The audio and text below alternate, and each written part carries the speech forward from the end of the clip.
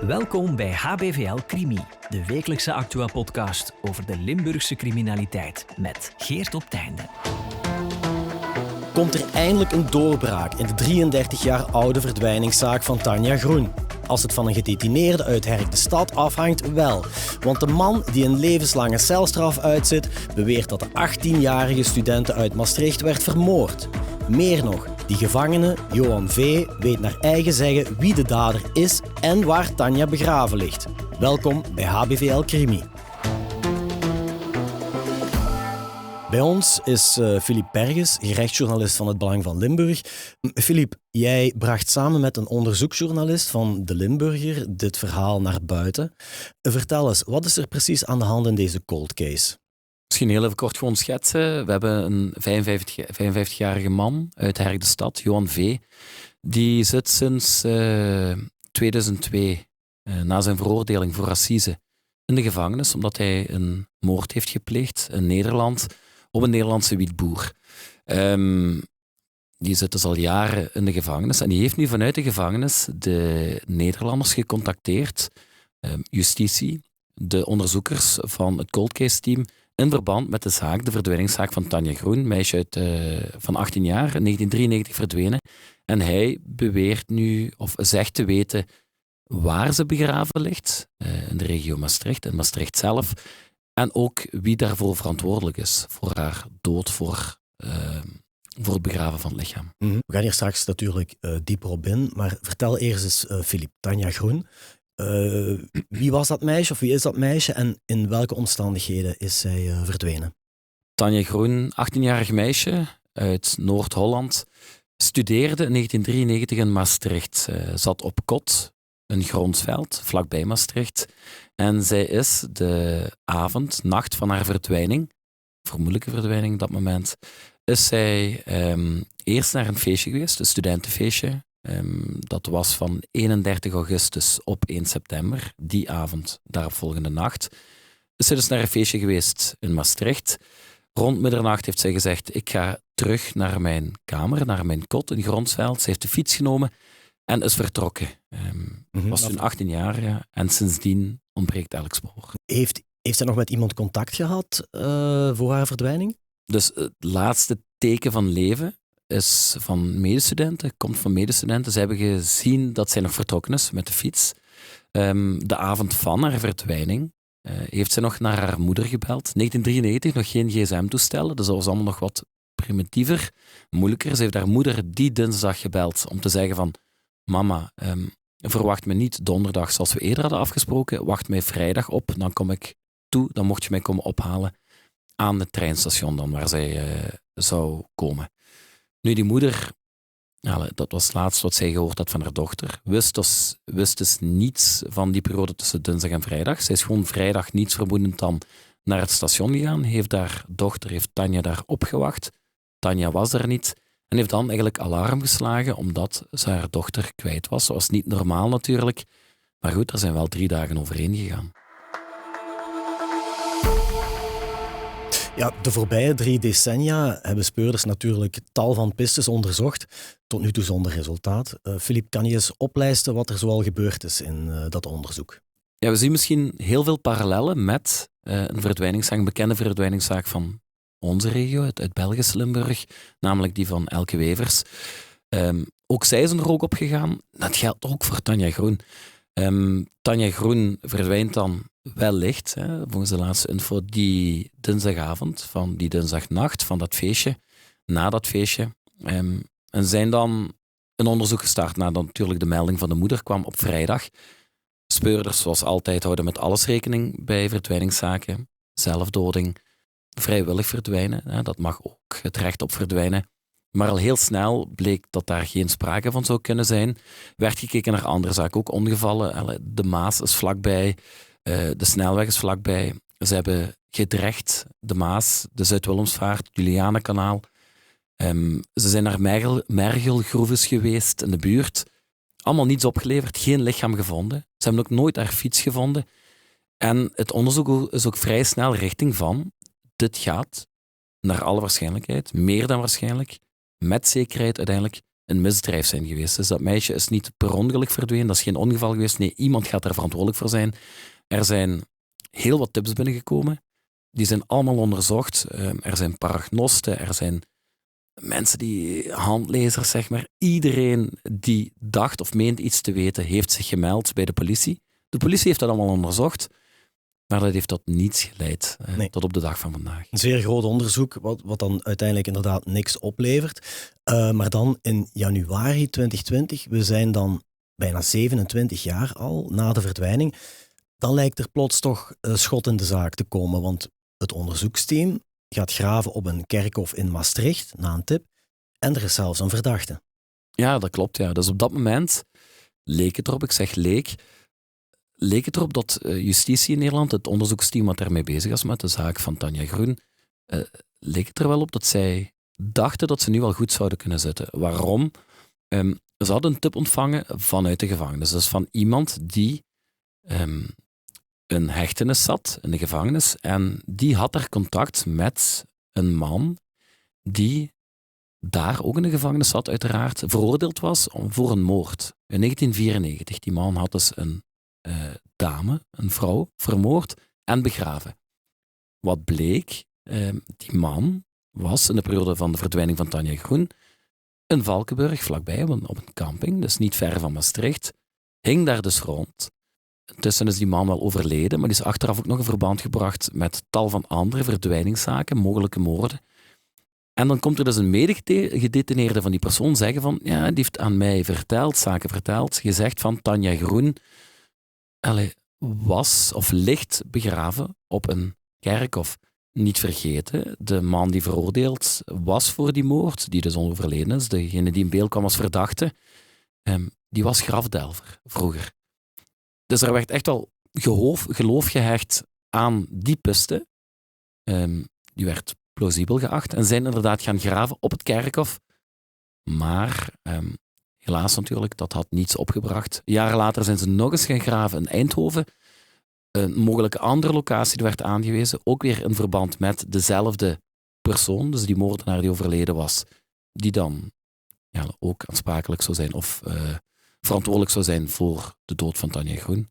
Maar ook die graafactie had helaas niets opgeleverd. Nee, inderdaad. Maar wat wel opvallend was in die tijd, er was iemand die altijd stond toe te kijken tijdens die graafwerken en die daar blijkbaar ook wel een heel aandeel in had, in hoe dat allemaal ging. Dat was de bekende Nederlandse misdaadverslaggever Peter R. de Vries. Hoe is hij bij die zaak van Tanja Groen betrokken geraakt? Wel, Peter R. de Vries is natuurlijk gekend omdat hij altijd, of al gedurende een heel grote of heel lange periode van zijn carrière, altijd bezig is geweest met verdwijningszaken, met moordzaken, met het doel die op te lossen. Dus hij was, behalve misdaadverslaggever, misdaadjournalist, was hij ook onderzoeker. En hij is natuurlijk, de zaak Tanja Groen was heel gekend, heel bekend in Nederland.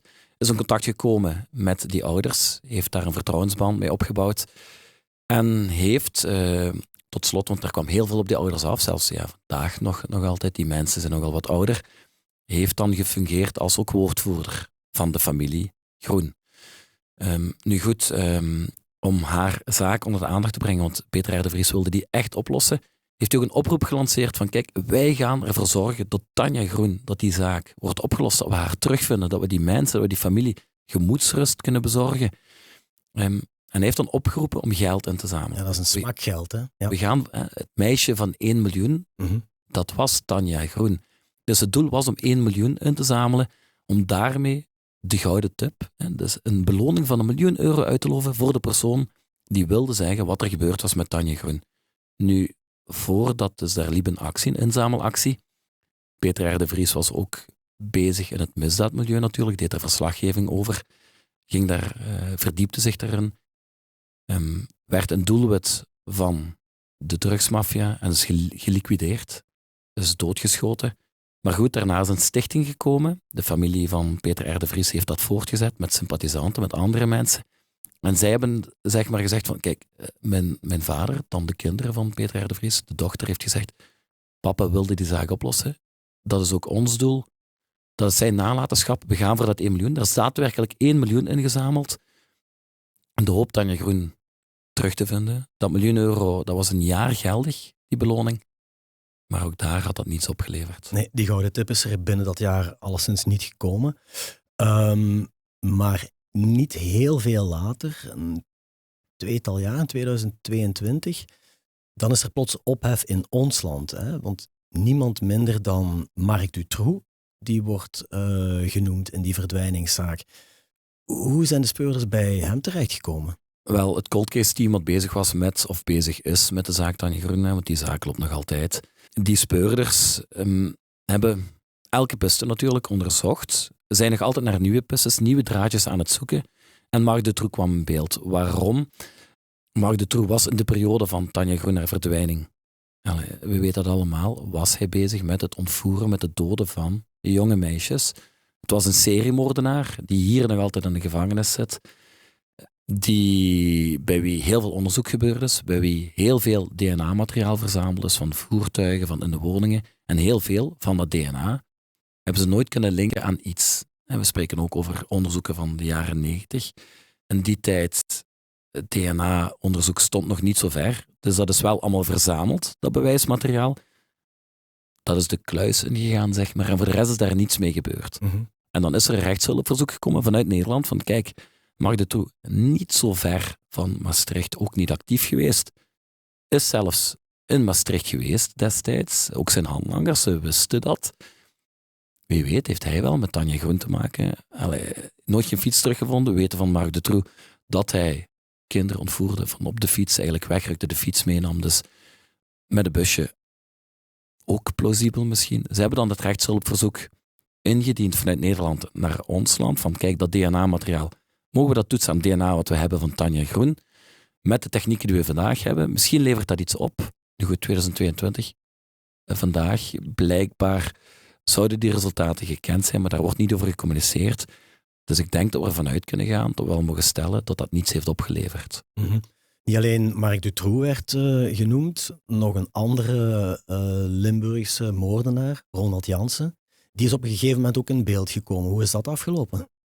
Ja, ook daar dus hebben we inderdaad gekeken, Ronald Jansen. Omdat Ronald Jansen heeft, we weten dat heeft 3 moorden gepleegd. Maar heeft ook ooit gezegd, ik heb er nog een 4e op mijn geweten. Hij wist enkel een vrouw, maar hij is er nooit specifiek over geweest in zijn verklaringen. Dan is ook gekeken van Ronald Jansen, we hebben dat verhaal, Belgisch Limburg, Nederlands Limburg, ligt vlak bij elkaar. Ronald Jansen opgegroeid in het Maasland, dus op een boogscheut van Maastricht. Het zou best wel kunnen misschien. Maar goed, blijkbaar is ook die piste heel snel verlaten, dus kon Ronald Jansen daar niks mee te maken hebben gehad. Nu is er dus een nieuwe Belgische link, een Limburgse link, Johan V., de gedetineerde uit Herk de Stad. Die zegt te weten wie Tanja heeft vermoord en ook waar ze begraven ligt. Hoe komt die man precies aan die informatie? Wel, we hebben het juist al verteld. Hij is, Johan V., is iemand die is veroordeeld voor racisme, 2002, in ons land, voor een moord, een liquidatie op een wietboer in Nederland. Nu goed, tijdens die rechtszaak hier in ons land, want ook heel even duiden, feiten gebeurd in Nederland, slachtoffer een Nederlander, de vriendin van het slachtoffer is ook beschoten geweest door onze man uit Herk de Stad, onze gedetineerde, heeft het dan wel overleefd. Maar de rechtszaak heeft wel hier plaatsgevonden, in Tongeren, assisezaak. Heeft er levenslang gehad. Hij heeft altijd gezwegen, hij heeft altijd gezegd, ik heb daar niets mee te maken. Maar alludeerde misschien toen ook al, ja, het heeft niets te maken met het softdrugsmilieu, niet met het cannabismilieu, het gaat om harddrugs. Andere mensen zijn erbij betrokken. Waarom heeft hij dat gezegd? Hij zegt zelf, beweert zelf van, kijk, destijds, hij woonde ook in Nederland in die periode van Tanja Groen haar verdwijning. Er waren wel meer Belgische Limburgers actief in de Nederlandse onderwereld. Hij maakt eigenlijk deel uit van een criminele organisatie dan. Ja, een groep, zeg maar, inderdaad. Niet echt een groep die altijd samenwerkt, maar wel losse mensen die zouden ingeschakeld zijn geweest voor het verrichten van karweitjes in het criminele milieu. En hij zegt nu van, kijk, ik was toen actief in Nederland, ik heb daar zaken gedaan, ik heb daar mensen leren kennen in dat milieu. En een van die mensen, met wie ik ooit een job heb moeten doen, voor een organisatie, voor een bende. Die zegt tegen mij, die heeft mij toen eigenlijk opgebiecht van dat meisje daar, een Gronsveld, dat daar verdwenen is, Tanja Groen. Ja, ik weet er al meer over. Wat zegt Johan V. vandaag? Hij heeft mij verteld, die persoon heeft mij verteld wat er met haar gebeurd is, namelijk dat ze werd meegenomen, dat ze werd vermoord, dat er nog iemand bij is gekomen, een handlanger, om ook zich van het lichaam te ontdoen, zeg maar. Dus die twee, een duo, zou dan in 93 eerst Tanja hebben vermoord, of althans een van de twee, en er vervolgens begraven hebben in of nabij het centrum van Maastricht. Ik weet waar, zegt hij, want ik heb de info daarover. En ik wil daarmee naar buiten komen. Ik wil schoon schip maken, zeg maar. Ik wil dat die zaak wordt opgelost. Nu, die Johan V. die zit al meer dan 20 jaar vast. Hij heeft die informatie van voordat hij naar de cel ging. Wat is de reden volgens jou dat hij niet eerder met dit nieuws naar buiten is gekomen? Die man heeft ook altijd ontkend dat hij bijvoorbeeld de moord op die wietboer in Heerlen heeft gepleegd. Hij heeft gezegd van ik heb dat niet gedaan. Hij heeft dat heel lang volgehouden, heel proces. Heeft levenslang gekregen. Is ook daarna blijven zwijgen. Heeft altijd gezegd nee, ik ben dat niet geweest. Als hij inderdaad, zoals hij beweert, actief was in het crimineel milieu in Nederland en daar daadwerkelijk jobs, karweitjes heeft moeten doen tegen betaling voor criminele organisaties, ja, dan is het natuurlijk best dat die persoon ook zwijgt over hetgeen wat hij moet doen. Kwestie, ja, als je aan klantenbinding wil doen en wilt zorgen dat je geloofwaardig bent, moet je dat natuurlijk doen in dat milieu. Is dat de reden dat hij al die jaren heeft gezwegen? Het schrikt misschien ook voor mensen. Maar goed, hij is wel in 2025, te weten, dit loopt al langer. In 2025 is hij dan toch naar buiten gekomen. Waarom? Dat is de vraag dan natuurlijk. Ja, ik kan natuurlijk op dit moment aanspraak maken op een voorwaardelijke invrijheidstelling of alleszins in dat traject zitten. Zou dat ook iets zijn wat kan meespelen? Want dat zou wel goed staan op zijn cv dan, hè?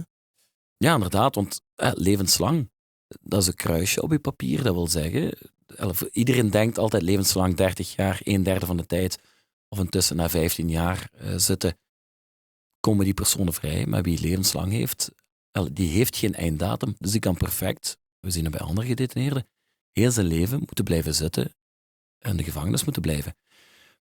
Is het misschien dat, want die 15 jaar zijn gepasseerd. Hij komt een aanmerking om vrij te komen. Die strafuitvoeringsrechtbank kan daarover oordelen als hij dat wil natuurlijk, als hij vervroegd wil vrijkomen. Volgens onze informatie heeft hij dat ook al geprobeerd, maar is dat nog niet gelukt. Is dit misschien een manier voor hem van kijk hoe meewerkend ik ben, ik los hier mee een zaak op, ik help jullie. Dat kan misschien een pluspuntje zijn op zijn beoordeling bij de volgende keer dat hij vervroegd wil vrijkomen. Is dat misschien de reden? Een andere reden kan natuurlijk zijn de stichting. Ze hebben €1 miljoen destijds uitgeloofd voor de gouden tip om Tanja Groen te vinden. Dat is niet gelukt. Dat is geen €1 miljoen meer op dit moment ook? Dat is geen €1 miljoen, want ze hebben dan gezegd we hebben dat geld, we gaan dat aanwenden voor alle cold cases die er zijn in Nederland, om die te kunnen oplossen. Maar goed, er is wel geld.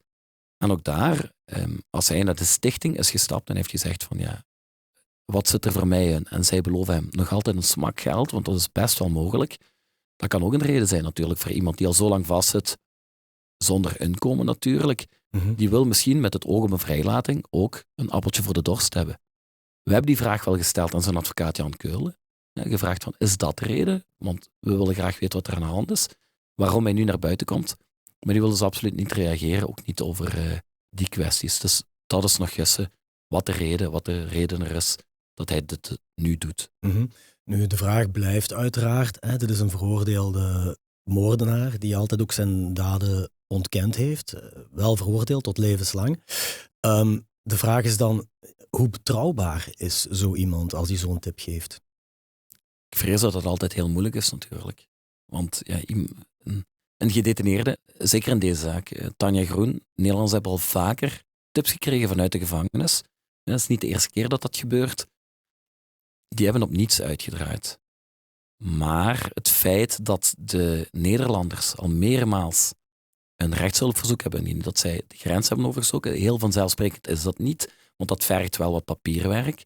Ze zijn meermaals, volgens onze informatie, zodat het 3 keer zijn geweest, hier gekomen, naar ons, naar de gevangenis in Leuven, om hem te verhoren, om een verklaring af te nemen, om te willen weten wat Johan V. allemaal weet. En blijkbaar vinden ze het toch geloofwaardig genoeg om 1, de zaak te onderzoeken en 2, mogelijke opgravingen op te starten. Want ook dat zou nog kunnen gebeuren en zou echt wel plausibel zijn. Nu, de politie is op de hoogte van die tip sinds de zomer van 2025, laat ons zeggen. Wat is dan de reden dat ze nog altijd niet aan het graven zijn? Dat weten we niet. Heeft het te maken met het feit dat ze misschien specifiekere locatie willen? Allee, we zagen dat ook bij langs Heidi de Schepper, de zaak en de Antwerpschempen. Er zijn 2 mensen die gezegd hebben, ja, we zijn verantwoordelijk voor haar dood. Jaren geleden. Daar ligt ze begraven. Er zijn al meerdere zoekacties geweest en ze hebben het lichaam van haar nog altijd niet gevonden. Terwijl die mensen gewoon bekend hebben van, ze ligt daar. Dus heel eenvoudig. 93 verdwenen. Destijds, Maastricht zag er helemaal anders uit dan dat Maastricht vandaag eruit ziet. Duid maar eens een locatie aan. Is het misschien niet gemakkelijk om daar te gaan graven? Dat kan ook. En de vraag is natuurlijk, zijn er in het verleden al herinrichtingswerken geweest? Wat is de kans dan dat het lichaam dan niet per ongeluk werd meegenomen met alles wat er is afgevoerd? Ja, want het lichaam vergaat ook, daar blijft weinig van over. Is dat misschien de reden dat het nog niet gebeurd is? Heeft het te maken dat ze toch nog enkele zaken willen uitklaren? Dat ze misschien toch niet 100% geloof hechten aan dienstverklaring, dus van Johan V. Dat weten we ook niet. Maar ook daar vrees ik dat we nog even geduld moeten hebben om zekerheid te krijgen over waarom dat niet gebeurd is en of het nog gaat gebeuren. Dat zal dan in de komende weken of maanden waarschijnlijk duidelijk worden. Wat ik me nog afvraag, het nieuws over die tipgever is nu out in the open. Als dat verhaal klopt van Johan V., dan is de potentiële dader nu natuurlijk ook gealarmeerd. In hoeverre kan dat nadelig zijn voor het verder onderzoek? Dat is de vraag natuurlijk. 1, er is sprake van 2 daders of een dader-handlanger. We hebben begrepen dat 1 van de 2 overleden zou zijn, al kan niemand dat bevestigen, maar 1 van de 2 zou overleden zijn. De andere zou wel nog leven.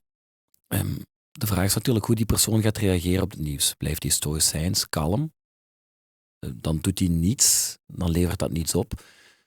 Heeft hij er niets mee te maken, komt hij uit de lucht gevallen, ja, dan zal er ook niks gebeuren. Dan zal het echt afhangen van de opgravingen en als die er komen. En hopelijk dat dat iets oplevert. Heeft hij er wel mee te maken en gaat hij in paniek dingen doen, ja, dan mag ik er toch van uitgaan dat de Nederlandse onderzoekers dat wel in de mot zullen hebben. Dankjewel voor de toelichting, Philippe. Het is duidelijk dat het onderzoek naar de verdwijning van Tanja Groen opnieuw in een stroomversnelling zit, dankzij een eventuele doorbraaktip van een Limburgse gevangene uit Herk de Stad. Alle ontwikkelingen zijn op de voet te volgen in de app van HBVL. Dit was HBVL Crimi, de wekelijkse Actua-podcast over de Limburgse criminaliteit. Bedankt voor het luisteren. De credits van deze podcast vind je op hbvl.be of in de HBVL Nieuws-app.